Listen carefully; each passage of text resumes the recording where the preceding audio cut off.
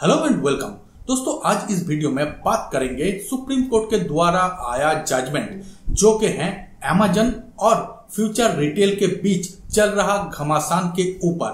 तो इसके क्या क्या और इम्प्लीमेंटेशन हो सकता है, इसी के बारे में इस वीडियो में मैं बात करूंगा। तो मैं हूं आपका दोस्त अतुल, आप देख रहे हैं दास गाइड यूट्यूब चैनल। चलिए जान लेते हैं।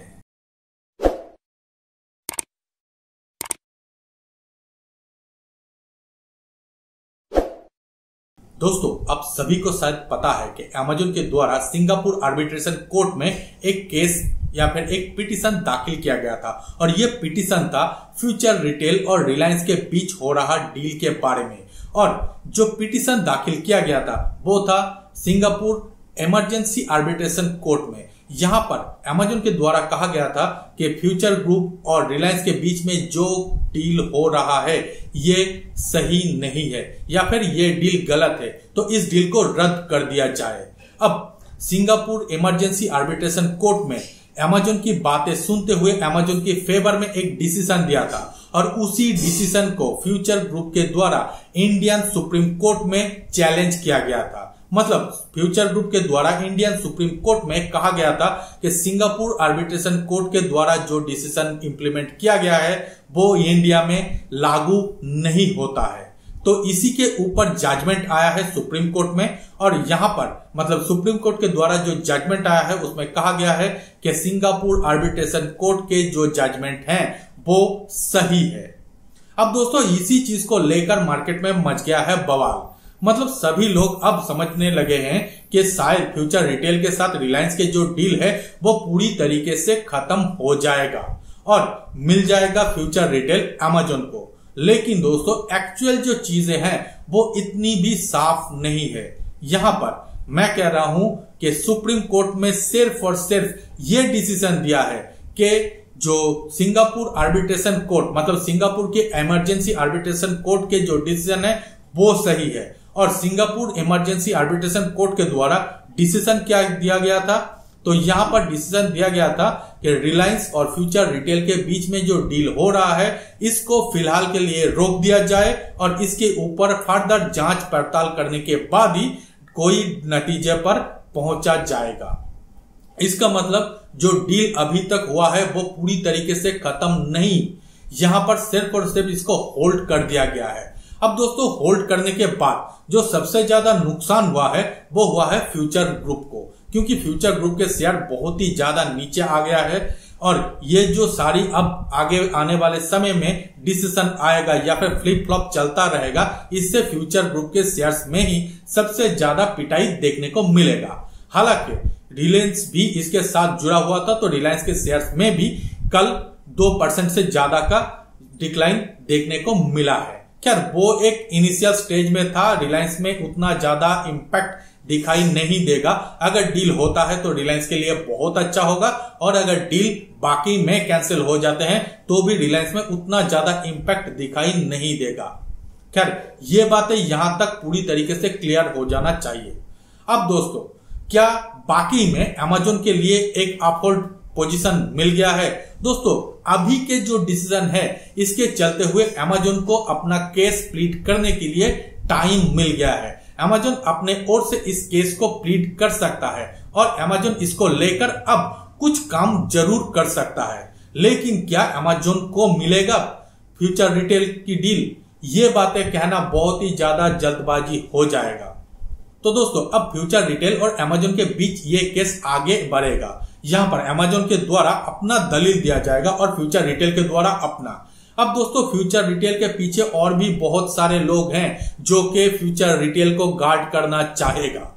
दोस्तों, अमेजन के द्वारा यही दलील दिया जाएगा कि अमेजन का 49% की स्टेक फ्यूचर कूपन में है और फ्यूचर कूपन का 7.5% स्टेक फ्यूचर रिटेल में है और ठीक उसी तरीके से अमेजन का स्टेक फ्यूचर रिटेल में 3.25% हो जाता है। बस यही है दलील। और इसके अलावा जब ये डील हुआ था, मतलब अमेजन के साथ फ्यूचर ग्रुप के जो डील हुआ था उसमें एक क्लॉज लिखा गया था जिसमें कहा था कि फ्यूचर ग्रुप अपने कंपनीज को लेकर आगे कोई भी डिसीजन ले, चाहे वो बेचे या फिर कुछ भी करे तो उसके लिए पहला राइट टू रिफ्यूजल एक्ट के तहत अमेजोन के पास जाया जाएगा। मतलब अमेजोन अगर कंपनी खरीदना चाहते हैं तो अमेजोन खरीद सकता है, या फिर अमेजोन को रिफ्यूज करना होगा तभी फ्यूचर अपने आप को किसी दूसरे कंपनी के साथ विलय कर सकता है या फिर अपने दूसरे कंपनी को बेच सकता है। बस यही था, और यही 2 पॉइंट को लेकर अमेजोन को फिर लड़ना होगा इस केस को। लेकिन दोस्तों अगर हम फ्यूचर ग्रुप की बात करें तो यहां पर फ्यूचर ग्रुप अपने जो फिनेंशियल कंडीशन है इसको पहले सामने रखेगा। इसके अलावा आर्बिट्रेशन कोर्ट की बात वो सामने रखेगा। इसके अलावा बैंक करप्सी को भी एक पॉइंट है जो अपने ओर से इसको इंप्लीमेंट किया जाएगा। और अगर इन सारी चीजों के बाद भी जितने सारे बैंकर्स के द्वारा फ्यूचर ग्रुप में इन्वेस्ट किया गया है उन सभी के पैसों की भी बात यहां पर निकल कर आता है। इन सारी चीजों को अब फ्यूचर ग्रुप के तरफ केस को टिल्ट करते हुए दिखाई देगा, ऐसा मुझे लगता है। हालांकि इससे पहले भी मैंने एक जजमेंट या फिर मेरी कमेंट बताया था जो कि था रिलायंस को शायद फ्यूचर ग्रुप मिल जाए, जो कि सही नहीं हुआ। तो खैर मुझे लगता है कि अगले बार जरूर सही हो जाएगा। बाकी इसके ऊपर आप लोगों को भी कोई जजमेंट हो सकता है, आप लोग कमेंट कर बता सकते हो। लेकिन दोस्तों ये सारी चीज होने के बाद मान लेते हैं कि ये सारी चीज अमेजोन के द्वारा सॉर्ट आउट कर लिया गया है, इसके बाद भी अमेजोन का फ्यूचर रिटेल एक्वायर करने में बहुत ही ज्यादा ऑब्स्टेकल दिखाई देगा। क्योंकि आप हम सभी जानते हैं कि गवर्नमेंट ऑफ इंडिया की एक नॉर्म्स है और वो नॉर्म्स बहुत ही ज्यादा स्ट्रिक्ट है। कहा गया है कि विदेशों से कोई भी कंपनी आकर इंडिया में मल्टी ब्रांड रिटेल नहीं सेटअप कर सकता है और ना ही मल्टी ब्रांड रिटेल वो चला सकता है। तो इंडिया में अगर किसी को मल्टी ब्रांड रिटेल चलाने की इजाजत है तो वो इंडियन कंपनी ही होना चाहिए। और यहां पर आता है सबसे बड़ा प्रॉब्लम अमेजोन को लेकर, क्योंकि आप हम सभी जानते हैं कि अमेजोन आज के दिन में मल्टी ब्रांड प्रोडक्ट को लेकर अपना ऑनलाइन कारोबार चलाते हैं। इसमें कोई प्रॉब्लम अभी तक नहीं है गवर्नमेंट के द्वारा, ना ही किसी और के द्वारा।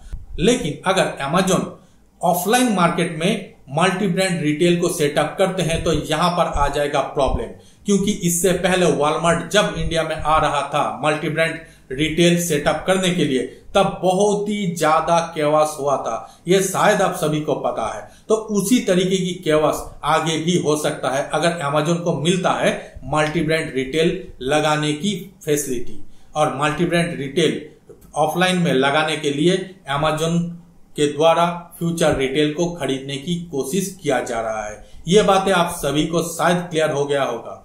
तो दोस्तों यही सारी चीजें हैं जो कि आगे चल के अमेजोन को फ्यूचर रिटेल खरीदने के लिए प्रॉब्लम दिखाई देगा। और यही है रिलायंस के लिए वरदान, मतलब रिलायंस इसी जगह की फायदा उठाकर फ्यूचर रिटेल को खरीद सकता है। खैर दोस्तों ऐसा ही कुछ उम्मीद या फिर ऐसे ही कुछ चीजें आगे आने वाले समय में हो सकता है, ऐसा उम्मीद हम लोग कर सकते हैं। बाकी एक्चुअल में क्या होता है वो तो आगे चलकर ही हम लोगों को पता चलेगा। फिलहाल दोस्तों इस वीडियो में इतना ही। उम्मीद करता हूं ये सारी इंफॉर्मेशन आप लोगों को काफी नॉलेजफुल लगा होगा। अगर अच्छा लगे तो हमारे वीडियो को लाइक कर दीजिए, अपने दोस्तों के साथ इसको शेयर कर दीजिए और हमारे चैनल को सब्सक्राइब जरूर कीजिए। मिलते हैं अगले वीडियो में, तब तक के लिए धन्यवाद।